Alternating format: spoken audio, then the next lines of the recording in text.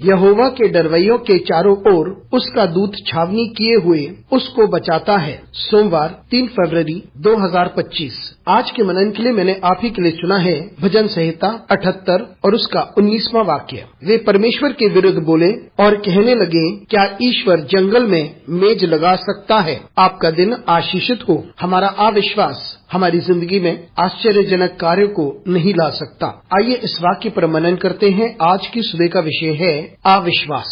इस भजन में भजन का लिखने वाला बात करता है कि परमेश्वर ने क्या किया है और परमेश्वर क्या करने जा रहा है, और वे बात करता है किस प्रकार से इजरायलियों ने परमेश्वर के कार्यों के प्रति क्या प्रतिक्रिया दी और उन्होंने विश्वास नहीं किया। भजन का लिखने वाला बात करता है किस प्रकार से परमेश्वर ने उन पर दया किया और परमेश्वर अनुग्रहकारी है और इसलिए परमेश्वर ने उन्हें मिस्र देश के दास्तव से बाहर निकाला और रेगिस्तान में से होकर उन्हें वाचा की जमीन पर लेकर आया। लेकिन रास्ते में इजराइल के लोग कुड़कुड़ा रहे थे। जी हाँ, रास्ता कठिन था, आसान नहीं था। उन्हें कठिनाइयों का सामना करना पड़ा। भोजन और पानी की कमी भी थी, लेकिन परमेश्वर ने उनके सामने अद्भुत कार्य किए जिसकी कल्पना वे कर नहीं सकते थे। उसने उनके लिए लाल समुन्दर के 2 भाग किए ताकि उसमें से वे निकल सके। साथ ही साथ उसने फिरौन और उसकी सेना को लाल समुन्दर में डुबा दिया ताकि वह उनका पीछा ना कर सके। इन सब के बावजूद वे कुड़कुड़ाते रहे,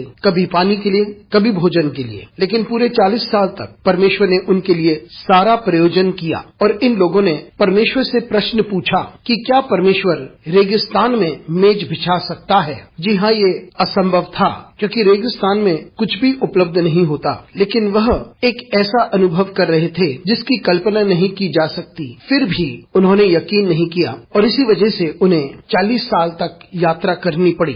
उन्होंने परमेश्वर की सामर्थ पर भरोसा नहीं किया कि परमेश्वर उन्हें कनान देश के लोगों पर विजय देगा, और क्योंकि उन्होंने परमेश्वर की सामर्थ पर भरोसा नहीं किया, इसीलिए उन्हें 40 साल तक रेगिस्तान में रहना पड़ा। और अब भी वे परमेश्वर से प्रश्न पूछते हैं कि क्या वह रेगिस्तान में मेज बिछा सकता है। परमेश्वर ने उन्हें मन्ना दिया, परमेश्वर ने उन्हें बटेर दिए, परमेश्वर ने उन्हें जल दिया। मित्रों, हम सारी परिस्थितियों पर परमेश्वर की सामर्थ पर भरोसा करें, क्योंकि परमेश्वर उनके लिए कुछ भी कर सकता है जो उस पर भरोसा करते हैं। अनुग्रहकारी परमेश्वर स्वर्गीय पिता, तुझे धन्यवाद देते हैं, तेरी स्तुति करते हैं और तेरा आदर करते हैं। हमारी सहायता कर परमेश्वर कि हम सारी बातें तेरी इच्छा अनुसार तेरी महिमा के लिए करते रहें। यीशु मसीह के नाम से मांगते हैं, आमीन।